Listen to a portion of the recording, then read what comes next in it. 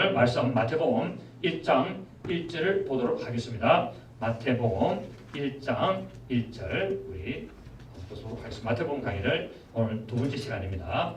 제가 읽겠습니다. 아브라함과 다윗의 자손 예수 그리스도의 계보라.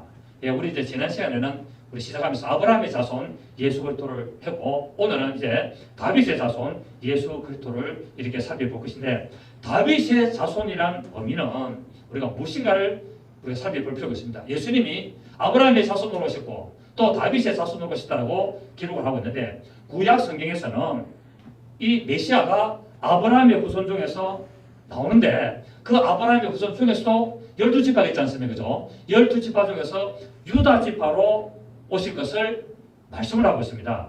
그래서 창세기 우리 49장을 보시면은 창세기 49장 8절에서 12절까지를 보겠습니다. 11절까지, 예, 뭐 10절까지만 봐도 되겠네요. 창세기 49장 8절. 유다야, 너는 내 형제의 찬송이 될지라. 내 손이 내 원수의 목을 잡을 것이요 내 아버지 아들들이 내 앞에 절하리로다. 유다는 사자새끼로다. 내 아들아, 너는 움킨 것을 찢고 올라갔도다. 그가 엎드리고 웅크림이 수사자 같고 암사자 같으니 누가 그를 범할 수 있으랴. 규가 유다를 떠나지 아니하며 통치자의 지팡이가 그 발 사이에서 떠나지 아니하기를 실로가 오시기까지 이르리니 그에게 모든 백성이 복종하리로다. 물론 이 야곱이 임종 직전에 자기 12아들을 축복하는 내용이 49장에 기록되어 있는데, 그 중에서 유다를 축복하면서 유다 보고 말하냐면 너는 내 형제의 찬송이 된다라고 말합니다. 그러니까 유다라는 말이 뭐냐면 찬송받을 자라는 의미거든요. 결국 예수 그리스도께서 유다 지파로 오셔서 모든 이스라엘 형제들에게 무엇을 받는다? 찬송을 받을 자가 된다 그죠. 그래서 예수님이 예루살렘 성에 들어갈 때 나귀새끼를 타고 들어갈 때 호산나 호산나 다윗의 자손이여 이렇게 찬송을 이렇게 부르는 장면이 나오고 있습니다. 그리고 내 손이 내 원수의 목을 잡을 것이요 원수의 마귀의 뱀의 목을 잡을 것이요 내 아버지 아들들이 내 앞에 절하다. 그러니까 모든 무릎이 예수 이름에 꿇게 되잖아요. 그죠? 그래서 모든 형제들이 바로 예수님의 그 앞에 절을 하게 되고, 10절을 보면 규라는 말은 홀이라는 말인데, 왕이 조그마한 손에 지팡이 들고 있는 거. 왕이 옛날에 보면은 이스라엘 왕이 보면은 이 금으로 만든 요만한 손지팡이였습니다. 이걸 가지고 이렇게 지시를 하게 되죠. 이렇게 지시하게 되고 이렇게 명령을 내리게 되는데, 그것을 규라 그럽니다. 그것을 또 다른 말로 하면은 홀이라 그럽니다. 그러니까 규라는 것은 뭐냐면은 왕권을 상징하죠. 왕이 들고 있는 지팡이, 왕이 들고 있는 어떤 그 막대기를 말하는데, 이 규가 유다를 떠나지 아니한다는 말은 항상 유다 지파가 통치하게 된다는 것을 말하고 있죠. 그래서 규가 유다를 떠나지 않으면 통치자의 지팡이, 곧 이 홀이 그 발 사이에서 떠나지 아니하기를 언제까지? 실로가 오시기까지, 곧 예수 그리스도 메시아가 오시기까지 계속 왕권이 어디로 내려오냐면 유다 지파로 내려온다는 말입니다. 그래서 다윗이 어떤 지파입니까? 유다 지파거든요. 다윗이 유다 지파로서 이제 명철성부하게 이 이스라엘의 왕이 되고, 이제 예수님 오실 때까지 이 왕권이 계속 유다 지파로부터 예수님 오실 때까지 그 왕권이 이어져 오다가 예수님 오심으로 말미암아 만왕의 왕이 되시고 만주주가 되시는 것을 보게 되고, 또 그에게 모든 백성이 복종하리라라고 말씀을 하고 있습니다. 그래서 이제 예수 그리스도께서는 아브라함의 자손으로 오시고 또 다윗의 후손으로 오신다 하여서 바로 이렇게 아브라함의 자손이라는 말은 복의 근으로 오시고 다윗의 자손으로 오신다는 말은 왕권으로 오신다는 것을 말씀을 하고 있습니다. 우리 사무엘하를 한번 보시겠습니다. 사무엘하 7장을 한번 보시겠습니다. 사무엘하 7장 12절입니다. 사무엘하 7장 12절. 구약성경 473페이지. 구약성경 473페이지. 사무엘하 7장 12절 13절 보시면은 내 수완이 차서 내 조상들과 함께 누울 때 내가 내 몸에서 내 씨를 내 뒤에 세워 그의 나라를 경고하게 하리라. 그는 내 이름을 위하여 집을 건축할 것이요 나는 그의 나라 왕위를 영원히 경고하게 하리라. 자, 이것은 뭐냐면 나단 제사장이 다윗에게 하나님의 말씀을 전해주는 장면인데, 뭐라고 이야기하냐면은 이제 다윗이 수완이 차서 곧 맥이 나돼가지고 이제 내 조상들과 함께 누울 때, 곧 죽을 때 내가 하나님이 네 몸에서 날 내 씨, 그러니까 다윗의 몸에서 나는 씨가, 여기서 말하는 씨가 누굽니까? 솔로몬. 이 솔로몬을 네 뒤에 세워서 그의 나라, 그 이스라엘 나라를 견고하게 하는데, 그 솔로몬은 내 이름을, 하나님의 이름을 위하여 집을 건축, 성전을 건축할 것이요, 나는 하나님은 그의 나라고 솔로몬의 왕위를 영원히 견고케 할 것이다 라고 말씀을 했습니다. 결국 다윗의 자손으로 오신다는 말은 무엇을 말하냐면은 하나님이 다윗에게 네 몸에서 날 씨, 네 자손 솔로몬이 이제 영원히 왕권을 견고하게 하는데 내가 그렇게 해주겠는 것처럼 예수님이 오셔서 이제 다윗의 후손으로 오셔가지고 다윗의 자손으로 오셔가지고 그 왕권을 영원토록 이어가는 것을 오늘 우리에게 다 성경은 말씀을 이렇게 하고 있는데, 실제로 육체적으로는 솔로몬의 이야기지만은 또 육체적으로는 아브라함의 아들 자손 곧 이삭의 이야기지만은 누구 이야기였다? 예수 그리스도 이야기했다. 아브라함의 몸에서 날 이삭은 곧 예수 그리스도를 예표했고, 다윗의 몸에서 나서 왕권을 견고히 하는 이 솔로몬도 결국은 예수 그리스도를 예표하는 모든 성경에 기록이 되어 있습니다. 그래서 예수님께서 말씀하시기를 모든 성경이 나에 대하여 기록되어 있다라고 말씀을 하신 것을 우리가 알게 되죠. 그리고 예레미야 우리 23장 한번 보겠습니다. 예레미야 23장 5절에서 6절. 예레미야 23장 5절에서 6절 1086페이지 보시면 1086페이지 예레미야서 23장 5절 6절 여호와의 말씀이니라. 보라, 때가 이르리니 내가 다윗에게 한 어려운 가지를 일으킬 것이라. 그가 왕이 되어 지혜롭게 다스리며 세상에서 정의와 공의를 행할 것이며 그의 날에 유다는 구원을 받겠고 이스라엘은 평안히 살 것이며 그의 이름은 여호와 우리의 공이라 일컬음을 받으리라. 자, 이 5절 6절 이 말씀 보니까 누구 이야기입니까? 예수님 이야기 아닙니까? 그죠? 예, 예수님 이야기거든요. 그러니까 예수님이 이 예레미야 선지자를 통해서 말씀을 하시는데, 때가 되면은 내가 다윗에게 한 어려운 가지, 다윗에게 한 어려운 가지가 뭡니까? 예수 그리스도 곧 한 어려운 가지를 일으킬 것이라. 그가 왕이 되어서 지혜롭게 다스리며 세상에서 정의와 공의를 행할 것이다. 세상에서 정의와 공의를 누가 행합니까? 예수 그리스도. 자, 그래서 6절 보면 그의 날에 유다는 구원을 받겠고 예수님이 오심으로 말미암아 구원을 받겠고 이스라엘은 평안히 살 것이며 그의 이름은 여호와 우리의 공이라 일컬음을 받으리라. 이렇게 말씀했습니다. 이처럼 이스라엘 사람들에게 다윗의 후손이라는 말은 곧 메시아라는 말입니다. 그러니까 예수님이 길을 걸어가실 때 소경 거지 바디메오가 사람들이 웅성웅성하는 소리가 나니까 왜 시끄럽지? 지금 무슨 일이 있습니까? 라고 하니까 예수님이 지나가신다라고 하니까 소경 거지 바디메오가 뭐라 그럽니까? 예수님 나를 도와주세요 했습니까? 뭐라 그랬습니까? 다윗의 자손이여 나를 불쌍히 여기소서라 그러잖아. 예수님 소리를 안 합니다. 누구? 다윗의 자손이여 나를 불쌍히 여기소서라고 말합니다. 그렇게 예수님의 제자들이 야 거지야 조용해라. 예수님이 지나가실 때 떠들지 말고 방해하지 마라. 그러니까 더 큰 소리를 지르면서 다윗의 자손이여 나를 불쌍히 여기소서라고 말합니다. 결국 이 소경 거지 바디메오는 소경으로서 구걸을 하고 동냥을 하고 이래서 거지처럼 살아가지만은 그에게는 무엇이 있었느냐? 메시아가 오신다는 믿음을 가지고 있다는 겁니다. 메시아가 오시면 자기 눈을 보게 해준다는 성경에 이 구약 성경에 많이 있거든요.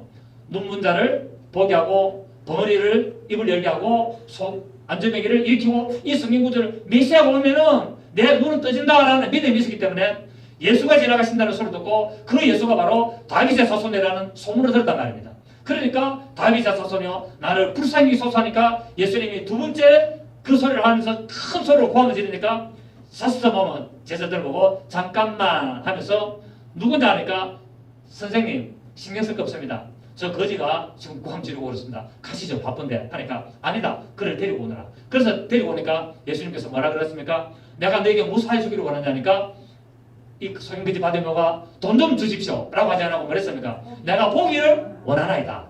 그래서 영적으로 눈이 감긴 자는 예수님을 볼 수가 없습니다. 그래서 소경이 예수님을 보기를 원한다는 말은 결국 뭡니까? 오늘날 영적으로 소경된 우리가 하나님을 보는 자가 되어야 된다는 겁니다. 우리가 그것을 소원해야 되는 것을 말하고 있죠. 그래서 다윗의 자손이라는 말은 곧 다윗의 후손이라는 말은 곧 이스라엘에게는 뭐냐면은 메시아다라는 의미가 있습니다. 그래서 예수라는 이름은 모르지만은 자고자간에 메시아가 오면은 누구의 후손으로 온다? 다윗의 후손으로 유다 지파에서 오신다는 것을 이스라엘 사람들은 믿고 있었는데 정작 예수 그리스도께서 다윗의 자손으로 유다 지파로 오셨지만은 사람들이 영적으로 소경이 돼서 알아보지 못했지만은 그래서 예수님은 뭡니까? 본다고 하는 자는 소경이고 보지 못하는 자는 본다는 겁니다. 그러니까 그 소경 바디메오는 예수님을 바라보게 되고 눈 뜨고 예수님이 지나가는 걸 보면서도 그가 메시아인 줄을 몰랐다는 사실입니다. 자, 그래서 메시아 대신은 이 예수 그리스도께서 때가 참에 예인의 후손으로 옵니다. 다윗의 후손인 그분이 누구의 후손으로 오냐면은 예인의 후손으로 오시게 되죠. 왜? 예수님 메시아는 누구의 후손으로 온다? 예인의 후손으로 온다고 창세기 3장 15절에서 예수님 하나님께서 말씀하셨죠. 그래서 예수님께서 뭐라고 했냐면은 뱀 보고 너는 예인의 후손과 원수가 되게 하리니 여자의 후손이 내 머리를 상하게 할 것이고 너는 그의 발꿈치를 상하게 할 것이다. 곧 이 세상에 메시아가 올 텐데 그 메시아는 예인의 후손으로 올 것이고 예인의 후손으로 온 그 메시아는 사단 너 뱀의 머리를 깨트린다. 머리를 깨트린다 말은 권세를 깨트린다 말이고 그 뱀의 후손은 바로 예인의 후손의 발꿈치를 상하게 한다는 말입니다. 그 예수님을 십자가에서 못 박혀 죽기까지는 하지만 예수님은 바로 예인의 후손은 뱀의 권세, 사망의 권세, 죽음의 권세를 깨뜨린다는 것을 예수님은 창세기 3장 15절에서 하나님이 이렇게 예수님 오실 것을 예언하시고 미리 말씀하신 것을 이걸 신학적으로 뭐라 하냐면 원시복음이라고 이야기를 하고 있고 그래서 결국 예수님이 예인의 후손으로 오는데 이 예인의 후손이라는 말은 물론 여자의 몸에서 난다는 의미도 있습니다만 그래서 예수님은 어떤 몸에서 났습니까? 마리아라는 여자의 몸에서 났지만 여러분 누구는 뭐 여자 몸에서 안 나나? 여러분도 여자의 몸에서 타났고 나도 여자의 몸에서 살았습니다. 그 여자의 몸에서 나는 것은 당연한데 그러면 어떻게 메시아를 예인의 후손이라 했느냐라고 하면은 그 예인이 무슨 예인이냐? 갈라디아서 4장 우리 26절을 보시면은 알 수가 있습니다. 갈라디아서 4장 우리 26절을 보시면 갈라디아서 4장 26절에 자 24절부터 보면은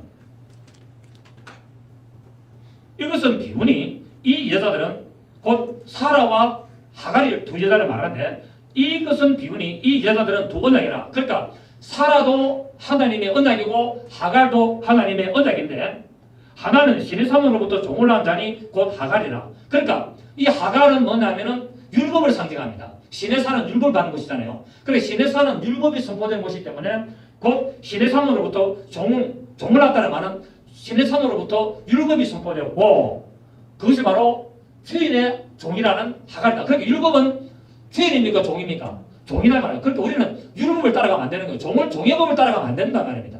우리는 주인의 법을 따라가야 되거든요. 자, 그래서 25절에 이 하갈은 아라비아에 있는 신의 산으로서 지금 있는 예루살렘과 동시니 곧 이 세상에 아라비아에 있는 저 예루살렘과 신의 산에 있는 신의 산으로서 지금 예루살렘 같다면 땅에 있는 예루살렘과 같은 이 육체적인 곳이다.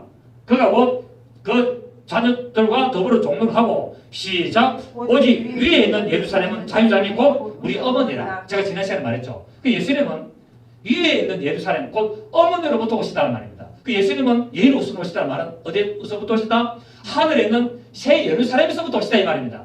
아멘. 그 예수님이 예인의 후손으로 오신다고 창세기 3장 15절에서 말씀을 하셨는데 그것을 성경에서 찾아보니 바로 이 예인의 후손이 예수인데 이 예인이 누구냐? 곧 하늘에 있는 새 예루살렘생이다. 결국 예수님이 어디서부터 오신다? 예수님은 하늘에서 오셨다는 말입니다. 하늘에서 내려온 자 인자 외에는 하늘로 올라간 자가 없느니라. 그리고 이 세상의 예루살렘은 육체로서 낳고 하갈 곧 율법으로서 낳고 다 종의 자식들인데 예수님은 그분은 바로 뭡니까? 복음의 자녀로 오셨다는 겁니다. 아멘이시죠? 그래서 이제 예인의 후손으로 오셔서 뱀의 머리를 깨뜨리는데 곧 마귀의 사망 권세를 깨뜨리고 하늘과 땅의 모든 권세를 다 회복하신 것을 말씀을 하셨습니다. 여러분 지금 살아가는데 희망이 없고 지금 불안하십니까? 걱정 염려가 많습니까? 그렇다면은 만유를 회복하시고 마귀의 권세를 깨뜨리고 마귀 뱀의 머리를 깨뜨리신 이 사망의 권세를 깨뜨리시고 만유를 회복하신 예수 그리스도를 말씀에 절대적으로 신뢰하시기 바랍니다. 이 말씀에 절대적으로 신뢰하시면은 우리에게 하나님의 놀라운 평강과 희락과 하나님의 자비하심이 충만히 임하게 될 줄로 믿습니다. 여러분 우리가 하나님의 말씀을 붙들지 않으면은 우리는 전부 다 종교 생활입니다. 우리가 하나님 말씀 안 붙들고 기도한다. 그것도 문제가 있고, 하나님 말씀 안 붙들고 교회 나온다. 그것도 문제가 있고, 하나님 말씀 안 붙들고 봉사한다. 하나님 말씀 안 붙들고 나가서 뭐 희생한다. 아무런 의미가 없다는 겁니다. 물론 그것 자체가 의미가 없는 것은 아닙니다만은 하나님의 자녀된 자로서 살아가면서 하나님을 믿는다면서 말씀을 믿지 않고 말씀을 붙들지 않고 봉사하고 헌신하고 희생하는 것 어찌 보면은 큰 의미가 없고 상극이 없고 육체적인 그런 종교적인 행위로만 마치는 것을 알 수가 있습니다. 그래서 우리는 하나님의 음성인 말씀을 들어야 됩니다. 하나님의 음성인 말씀을 듣고 그 말씀을 따라 위로를 받고 기쁨으로 나가며 담대하게 영광을 돌리며 나갈 수가 있는 것입니다. 왜냐하면 시편 55편 1절에 보면은 너희 목마른 자들아 물러나오라. 돈도 없는 자도 오라. 너희는 와서 사 먹되 돈 없이 값없이 와서 포도주와 젖을 사라라고 했습니다. 결국 하나님 앞에 나오는 자는 결국 뭐냐면 갈망하는 자가 나와야 돼. 무엇을? 하나님의 말씀을 갈망하는 자가 나와야 돼. 그래서 교회는 하나님의 말씀이 선포되어야 됩니다. 요새는 사람들이 하나님 말씀 듣는 것을 지루하다 그래가지고 20분 설교하고 맙니다. 20분 설교하고 딴거 막 해가지고 1시간 딱 채우거든요. 저는 이해를 할 수 없습니다. 아니 40분, 50분을 설교해도 할 말이 너무나 많은데 20분 설교해가지고 시작하자마자 끝나려고. 그 왜 그러냐면은 사람들이 10분을 지나면은 집중력이 안 된다. 그런 어떤 연구 논문들도 있고 그런 것도 있다 보니까 자꾸 설교 시간을 단축해야 됩니다. 아닙니다. 교회 오면은 하나님의 말씀이 가장 길어야 됩니다. 성경 말씀이 길어야 되는 거예요. 딴 거는 좀 다 줄이더라도 쓸데없이 막 하는 거를 다 좀 줄이고 말씀을 더 풍성하게, 말씀을 좀 더 길게, 말씀을 더 하나님 생명은 말씀을 나누는 시간이 길어야 되는 것을 우리는 알 수가 있습니다. 자, 그래서 예수님이 다윗의 후손으로 오셨는데 다윗의 자손이란 말은 다윗의 혈통을 따라왔다. 곧 다윗의 족보를 따라 나타났다는 것을 말하고 있습니다. 예수 그리스도께서는 육신으로는 다윗의 가문으로 오셨죠. 그죠? 예수님의 피는 하나님의 피입니다. 예수님의 피는 하나님의 피. 자, 우리 인간의 피는 사람을 살릴 수 있습니까? 없습니까? 없습니다. 그런데 예수님의 피는 우리를 살릴 수가 있거든요. 그래서 예수님의 피는 사람의 피와 달라서 영적으로 하나님의 피다라고 말합니다. 생명의 피죠. 그죠? 생명의 피입니다. 그래서 육신적으로는 다윗의 혈통, 다윗의 가문에서 출생하셨지만 이미 그분은 영원 전부터 말씀으로 계셨고 그 말씀 안에는 생명이 있었는데 이 생명은 사람들의 빛이기 때문에 사람들에게 생명의 빛을 나타내기 위해서 오셨다라고 성경 말씀하고 있습니다. 요한복음 1장 1절에서 4절에 보면은 태초에 말씀이 계시니라. 이 말씀이 하나님과 함께 계셨으니 이 말씀은 곧 하나님이시라. 그가 태초에 하나님과 함께 계시고 만물이 그로 말미암아 지음바 되었으니 지금 것이 하나도 그가 없이는 된 것이 없느니라. 그 안에 생명이 있었으니 이 생명은 사람들의 빛이다 라고 말하고 있습니다.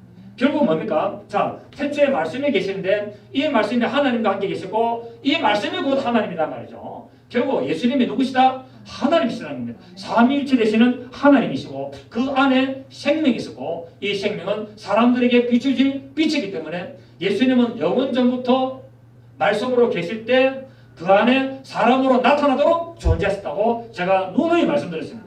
그래서 이 생명은 예수님 안에 있는 요한복음 1장 1절에서 4절에 있는 이 생명은 사람들의 빛으로 말씀 안에 사람을 이미 품고 있다는 것을 의미하고 있습니다. 그러니까 하나님은 생명의 빛으로 계시고 그분의 생명의 말씀으로 계신데 그 생명의 빛으로 말씀으로 계실 때 그 안에 누구를 품고 계시다? 사람을 품고 계셨고 사람으로 나타나도록 존재하셨다는 겁니다.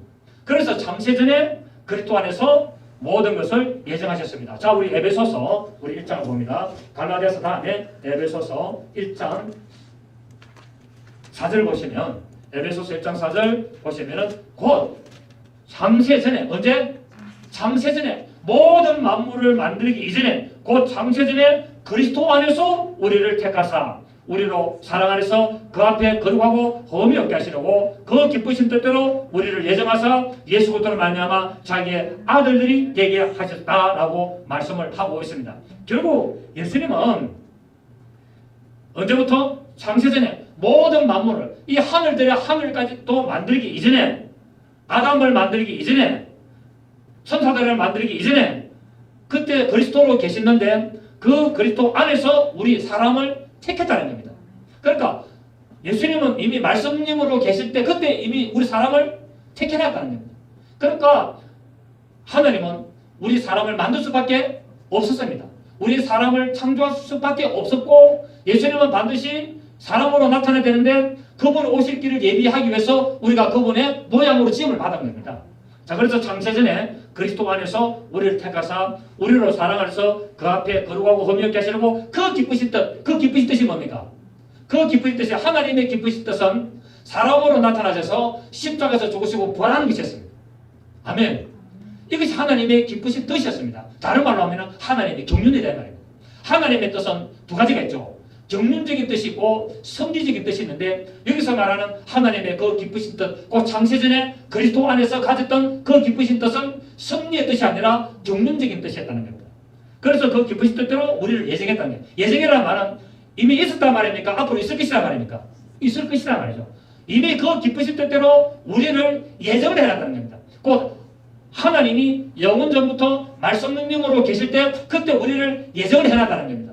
이해가 되시겠습니까? 그래서 예수 그리스도로 말미암고 사람으로 나타나신 인성으로 오시는 예수 그리스도로 말미암아 자기의 아들들이 되겠다는 거예요. 그러니까 하나님의 기쁘신 뜻은 그분이 사람으로 나타나셔서 우리를 자녀 삼으셔서 하나님과 영원토록 함께하는 것이 그분의 기쁘신 뜻이었습니다. 그것을 이루기 위해서 뭐가 필요하다? 십자가의 사건이 필요하고 부활이 필요한 것을 알 수가 있죠. 그래서 우리에게 이 하나님의 은혜를 찬송케 한다고 말씀하고 있는데 6절에 보시면은 이는 왜 이렇게 하느냐면 비코죠. 이는 왜 이렇게 해야 되냐면은 그가 사랑하시는 자 안에서 우리에게 거저 주시는 바 그의 은혜의 영광을 찬송하게 하려 하십니다라고 말씀을 하고 있습니다. 곧 하늘에 계시는 인자 곧 그리스도 안에서 우리를 예정하셨죠. 자, 예수님이 하늘에 계셨을 때는 뭐라 그럽니까? 인자라 그러잖아요. 하늘에 계시는 인자. 예수님이 육체를 입고 땅에 오실 때는 그분이 그리스도로 말씀님으로 계실 때는 뭐라 한다? 하늘에 계시는 인자. 그러니까 하늘에 계시는 인자라는 말은 이미 예수님이 하늘에 계실 때 어떻게 계시다고요? 인자로 계시다는 인자로.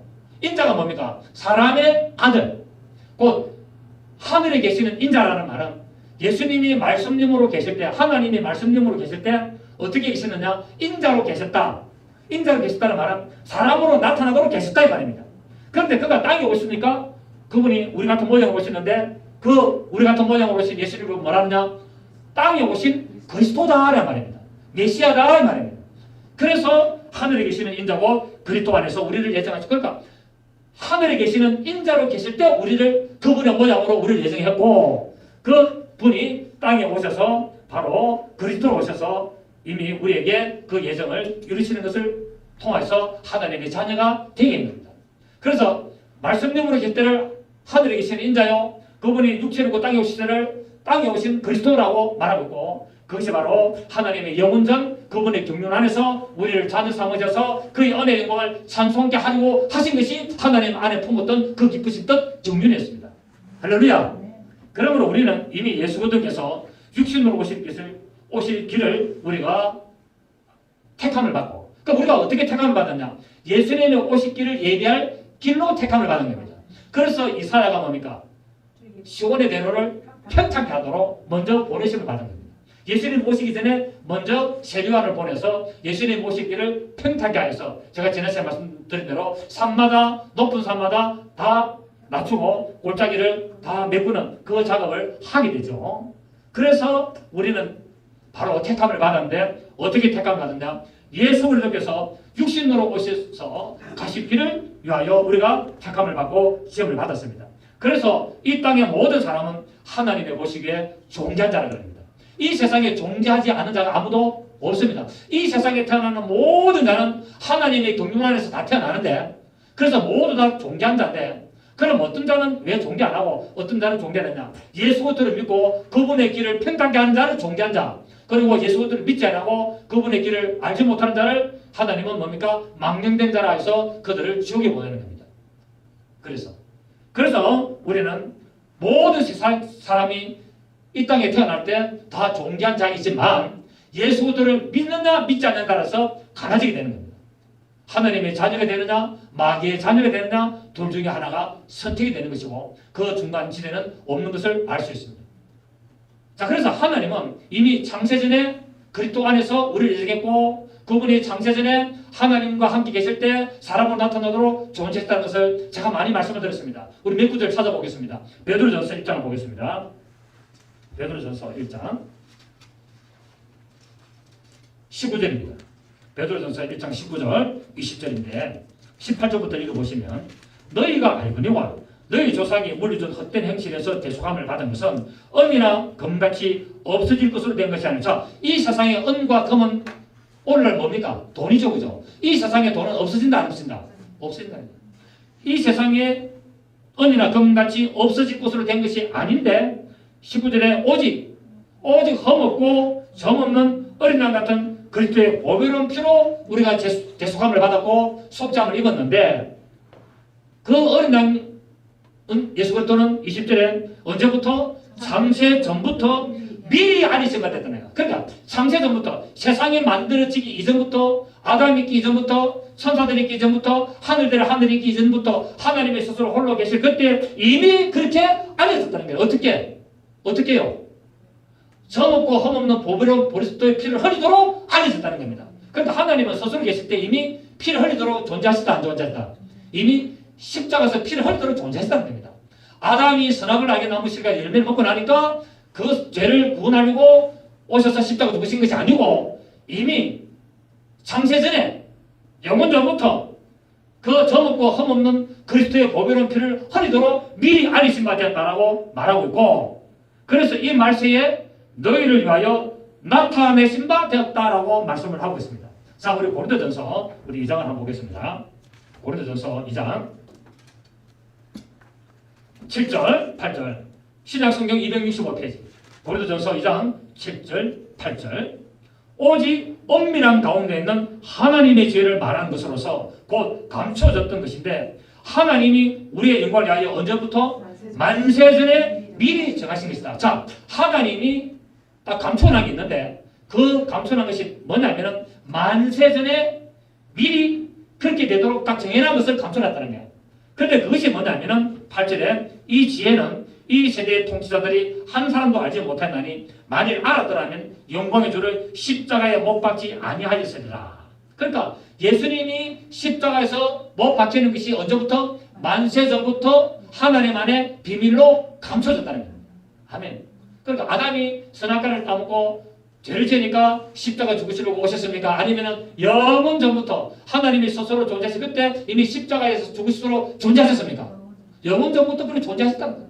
오직 점없고 흠없는 그리스도의 보배로운 피로 흘리도록 존재하셨고 또 만세전에 우리의 영광을 위하여 그렇게 미리 정해졌고 자, 우리 또 한 번 더 봅니다. 로마서 우리 16장 25절 봅니다. 바로 앞에 로마서 16장 25절에 보면은 나의 복음과 예수 그리스도를 전파함은 언제부터? 영세 전부터 감춰졌다가 이제는 나타나신 바 되었으며 영원하신 하나님의 명을 따라 선지자들이 그걸로 말미암아 모든 민족이 믿어 순종하게 하시고 알게 하신 바 그 신비의 계시 그러니까 십자가에서 죽으실 것이 뭐라고요? 신비의 계시라는 거예요.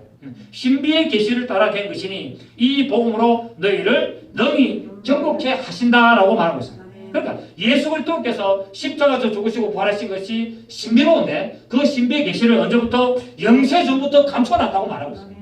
아멘. 자, 우리 또 봅니다. 우리 한 두 구절만 더 보겠습니다. 두세 구절만. 우리 디도서 봅니다. 디도서 우리 1장. 디도서 1장 봅니다.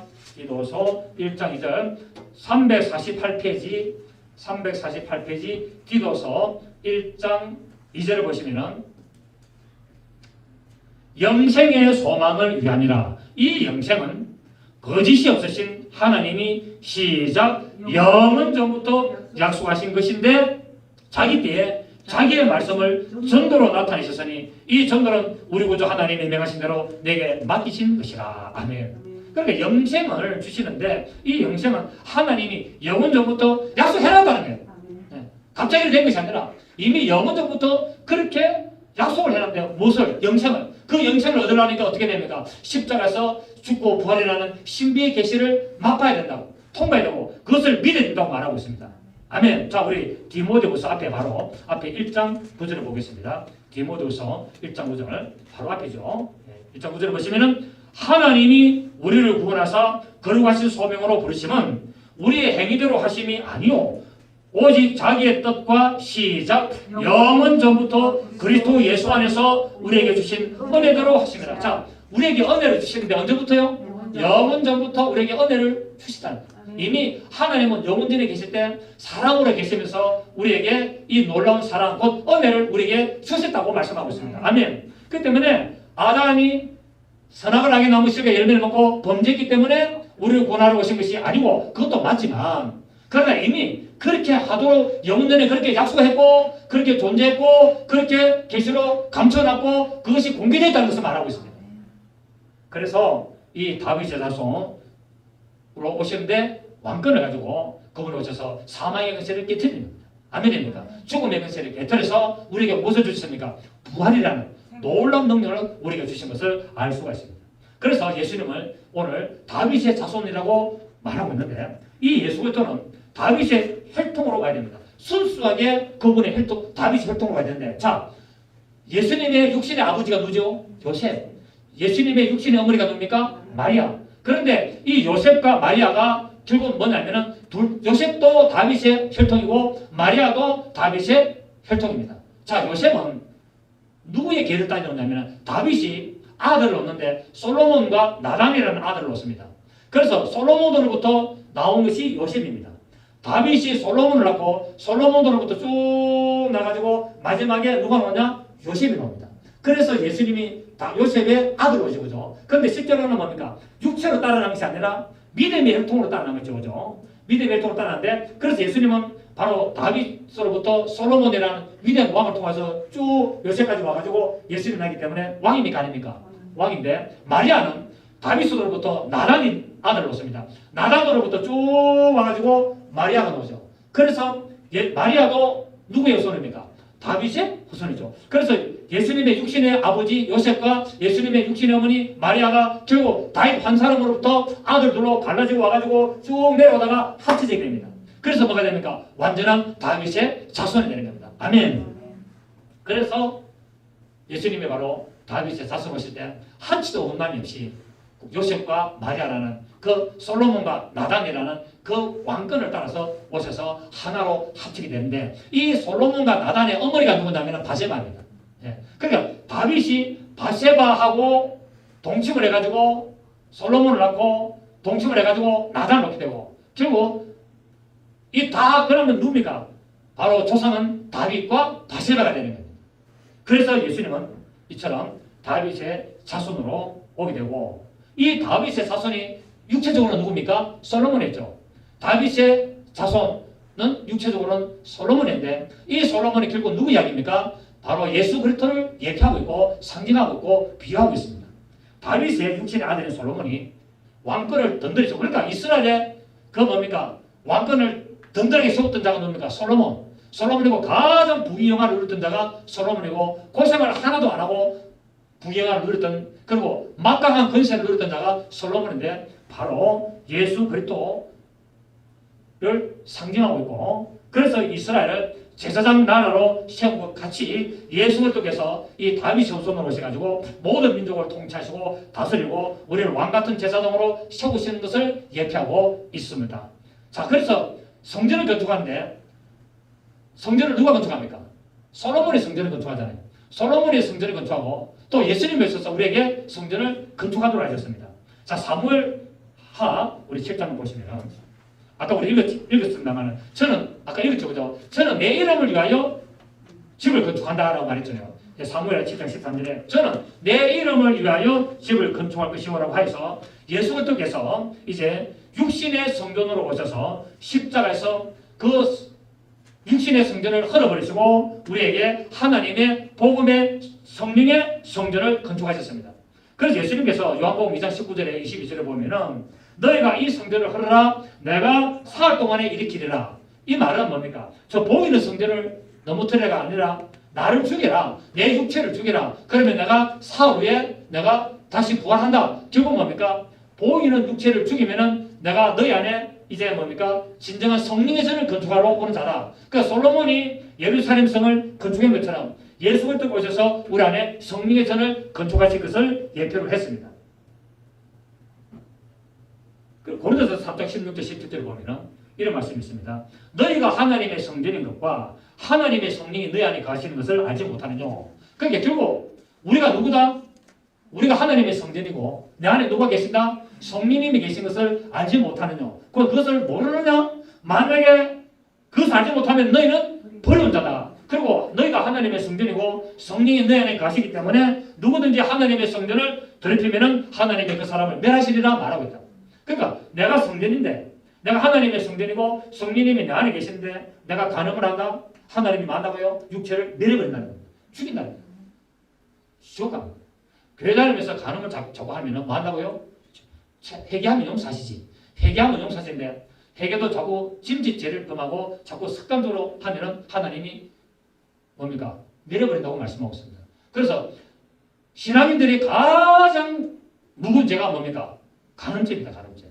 가장 왜? 모든 죄는 몸 밖에 짓지만 간음을 하는 것은 내가 몸 안에 짓기 때문에 성전을 더럽히거든요. 성전을 더럽히고 하나님의 성령을 모독하기 때문에 하나님이 오래 참으시면서 회개할 기회를 주시고 그러면서도 그 짓을 안 했는데도 계속하면 하나님이 멸하신다고 고린도전서 3장 16절 17절에서 말씀하셨습니다. 그렇습니다. 다윗의 자손이신 예수 그리스도께서 우리에게 성전을 건축하셨고 우리 안에 성전이 있습니까 없습니까? 왜 우리가 성전이냐? 성령님이 계시니까 성전인 겁니다. 성령님이 계시기 때문에 우리가 성전인 것입니다. 그래서 성전된 신부인 우리를 시하러 나중에 영광 중에 나타나실 것입니다. 그렇기 때문에 예수 그리스도는 참 솔로몬이시고 예수 그리스도는 참 이삭인 것입니다. 아브라함의 자손이라는 말은 참 이삭이라는 말이고 다윗의 자손이라는 말은 참 솔로몬이라는 말입니다. 아멘. 그래서 아브라함과 다윗의 자손 예수 그리스도라는 말은 이삭과 솔로몬을 예표를 한 것을 우리가 알 수가 있게 되죠. 그렇죠? 그래서 하나님의 성전을 건축하게 되는 것을 말하고 있고 그 다음에 뭡니까? 이제 지혜가 충만했습니다. 솔로몬이 가장 지혜로운 자는 솔로몬이 가장 지혜로운 자인데 성경에는 누가 가장 지혜롭다? 예수 그리스도가 가장 지혜롭다고 말씀했습니다. 결국 솔로몬은 예수 그리스도를 예표했잖아요. 그래서 예수 그리스도와 솔로몬은 지혜가 충만했는데 우리 마태복음 우리 12장 보십시다. 마태복음 12장 42절 보시면 마태복음 12장 42절 보시면은 마태복음 12장 41절에 심판때에 니느의 사람들이나 이 세대 사람을 정죄하리니 이는 그들이 요나의 전도를 듣고 회개하였습니다니와. 그러니까 회개하면 됩니까 안 됩니까? 됩니다. 근데 습관적으로 죄를 반복하고 회개하지 말라고 히브리서 6장에서 말씀하고 있습니다. 짐짓 죄를 범한 적 사함이 없다라고 말하고 있죠. 그래서 이제 요나의 전도를 듣고 저들이 회개하였습니다니와 요나보다 더 큰 이가 여기 있으며 심판 때에 남방 유황이 일어나 이 세대 사람을 정죄하리니 이는 그가 솔로몬의 지혜로운 말을 들으려고 땅 끝에서 왔음이거니와 솔로몬보다도 더 큰 이가 여기 있느니라. 결국 남방의 이 시바 여왕이 솔로몬의 그 지혜로운 말을 들으려고 왔지만은 나는 솔로몬보다도 더 큰 자다 해서 바로 이 솔로몬은 예수 그리스도를 예표하는 지혜로운 자였다는 사실입니다. 그래서 예수님은 지혜가 충만하기 때문에 세례요한이 말했습니까? 나는 그의 신들매도 감당치 못하겠노라. 신들매가 뭡니까? 신발을 묶는 끈. 이 끈을 갖다 예수님이 신발을 갖다가 이 묶어 놓는데 얼마나 끈을 기묘하게 묶어놨지. 나는 그 신발 끈도 못 푼다 이 말입니다. 얼마나 예수님이 지혜롭게 아주 기묘하게 묶어놨지. 나는 그분의 신발 끈도 풀 수 없는 자는 나는 그만큼 어리석다는 거예요. 그분은 뭡니까? 다른 말로 하면 그분은 지혜가 충만하신 분이고 그분은 능력이 충만하신 분이다 이 말입니다. 자, 그래서 바로 예수 그리스도는 다윗의 자손이라는 말은 결국 뭡니까? 육신적으로 솔로몬의 이 예표를 따라서 비유를 따라서 그분이 지혜가 충만하신 분으로 오셨고 그 다음에 다윗은 부활을 상징합니다. 다윗은 이새의 8번째 아들이잖아요. 다윗은 이새의 8번째 아들로서 출생부터 부활의 수를 가져왔습니다. 그러니까 다윗의 아버지가 이새인데 다윗은 이 이새의 막내 아들로서 몇 번째 아들이다? 8번째 아들인데 성경에서는 8이라는 수는 부활의 수를 말합니다. 7은 안식의 수요. 8은 부활의 수. 6은 세상의 수. 육신의 수를 말하고 있죠. 그래서 결국 다윗을 자손이라는 말은 부활을 이룰 자다 이 말입니다. 예수님이 다윗의 자손으로 오신다 말은 무엇을 이룰 자다? 부활을 완성하신 분이다. 이를 말씀을 하고 있습니다. 그래서 예수 그리스도께서 7일의 안식을 온전히 이루십니다. 어디서 이루십니까? 무덤 안에. 그분이 무덤 안에 들어가서 안식하시고 제7일 안식하시고 제8일 날 그분이 부활하시게 되죠. 새벽 미명에 부활을 하시고 이렇게 나타나셨습니다. 곧 안식 후 첫날, 안식 후 첫날에 예수님께서 부활하심으로 말미암아 우리에게 새로운 날을 주셨습니다. 또한 예수 그리스도는 다윗과 함께 하나님의 마음에 합한 자였습니다. 하나님이 다윗 보고 저는 내 마음에 합한 자라고 말했죠. 또 한 사람이 있습니다. 누굽니까? 모세. 그래서 바로 이 다윗은 예수 그리스도를 예표했고 하나님의 마음에 합한 자였고 부활을 이룰 자였습니다.